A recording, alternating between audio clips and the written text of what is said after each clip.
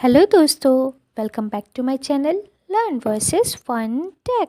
आज के इस वीडियो में हम नालंदा यूनिवर्सिटी के विध्वंसकारी हमलों के बारे में जानने की कोशिश करेंगे कि कैसे एक सनकी तुर्की शासक बख्तियार खिलजी ने अपने मन की जलन को शांत करने के लिए ऐसे पवित्र मंदिर को तहस नहस कर दिया। लेकिन आगे वीडियो में बढ़ने से पहले अगर आपने हमारे चैनल को सब्सक्राइब नहीं किया है तो प्लीज़ सब्सक्राइब करके बेल आइकन को क्लिक कर दें। प्राचीन काल में भारतवर्ष शिक्षा के क्षेत्र में सबसे आगे हुआ करता था। यहाँ की शिक्षा पद्धति पूरे विश्व में आश्चर्य का विषय थी। 5वीं शताब्दी ईसा पूर्व से 1200 सीई के बीच यह शिक्षा का महत्वपूर्ण केंद्र हुआ करता था। यहाँ प्रवेश लेने के लिए लोग कोरिया, श्रीलंका, तिब्बत, चाइना जैसे देशों से आया करते थे।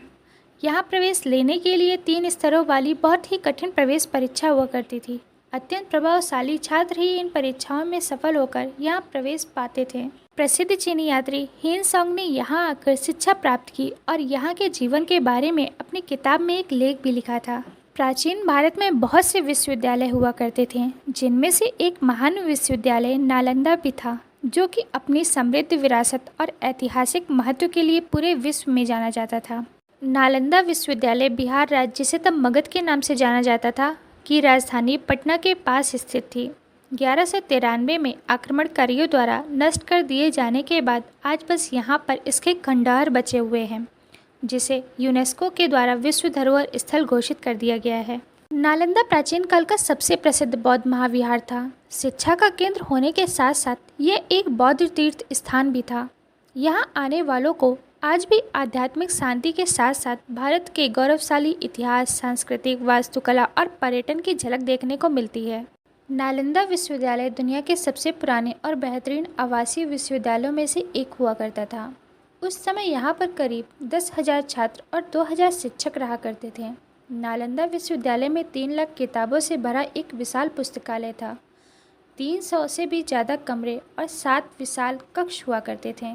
इसका भवन बहुत ही सुंदर और विशाल हुआ करता था, जिसकी वास्तुकला भी अत्यधिक सुंदर थी। प्राचीन नालंदा विश्वविद्यालय में एक मुख्य प्रवेश द्वार था। बाकी का सारा परिसर 4 दीवारी से घिरा हुआ था। परिसर में अनेक स्तूप, मठ और मंदिर थे। इन मंदिरों में भगवान बुद्ध की मूर्तियां विराजमान हुआ करती थी। आज इस सुंदर भवन का बस खंडहर ही बाकी है, पर इससे भी इस भवन की सुंदरता का अंदाजा लगाया जा सकता है। ऐसा माना जाता है कि नालंदा विश्वविद्यालय की स्थापना 5वीं शताब्दी में गुप्त वंश के शासक कुमार गुप्त ने की थी। इसका कोई ठोस प्रमाण तो नहीं है, पर उस समय नालंदा में मिली मुद्राओं से यही सत्य लगता है। कुमार गुप्त के उत्तराधिकारियों ने भी इस विश्वविद्यालय को आगे बढ़ाने में सहयोग दिया है। उन्होंने कई और मठों और मंदिरों का निर्माण करके साम्राज्य का विस्तार किया था। स्थानीय शासकों जैसे महान सम्राट हर्षवर्धन और विदेशी शासक भी इसमें दान दिया करते थे। ऐसा माना जाता है कि 24वें जैन तीर्थकर महावीर जैन नालंदा में 14 वर्ष ऋतु बिताई थी। गौतम बुद्ध खुद कई बार नालंदा आए और यहाँ प्रवास भी किया। प्रसिद्ध बौद्ध सारिपुत्र का जन्म यहीं पर हुआ था। जो नालंदा विश्वविद्यालय कभी बहुत ही विशाल क्षेत्र में फैला हुआ करता था, वह अब सिमट कर केवल लगभग 12 हेक्टेयर का खंडहर रह गया है।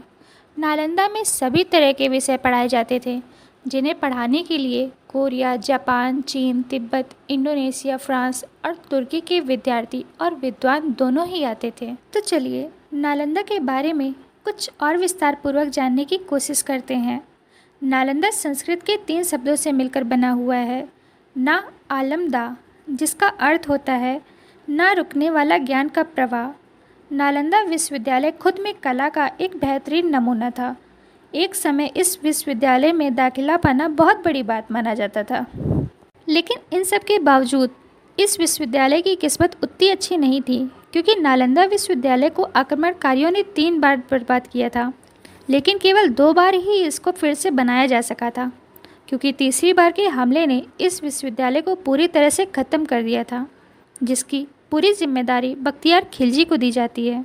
अगर आप लोग बख्तियार खिलजी को नहीं जानते तो आप लोगों को बता दें कि कुतुबुद्दीन ऐबक का सेनापति था बख्तियार खिलजी।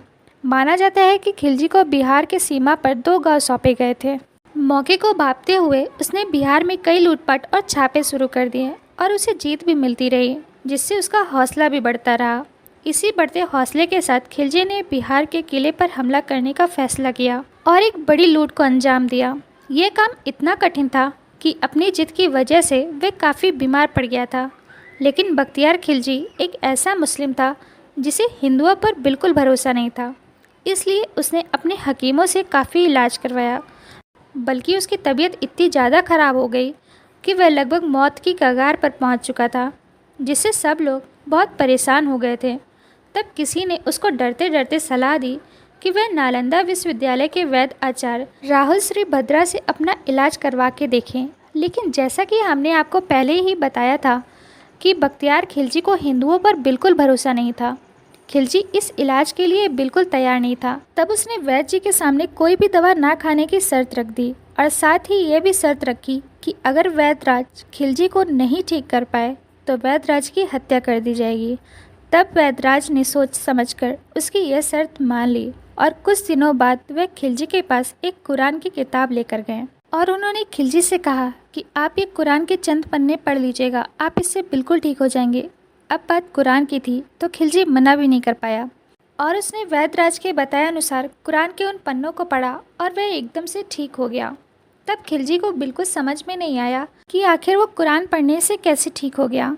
ऐसा कहा जाता है कि राहुल श्री भद्र को पता था कि खिलजी पन्ने को पलटने के लिए अपनी उंगलियों को जीभ से छूता था और इसलिए कुरान के कुछ पन्नों पर उन्होंने अपनी दवा का लेप लगा दिया था। इसलिए वो थूक के साथ पन्नों पर लगी दवा को भी खाता गया और ठीक होता चला गया।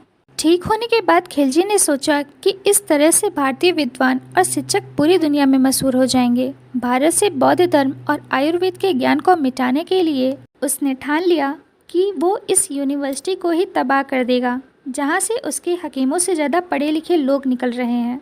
यही कारण था कि उसने देश से ज्ञान, बौद्ध धर्म और आयुर्वेद की जड़ों को नष्ट करने का फैसला किया था, जिसके लिए खिलजी ने नालंदा विश्वविद्यालय की बड़ी लाइब्रेरी में आग लगा दी और लगभग 90 लाख पांडुलिपियाँ और किताबों को जला दिया।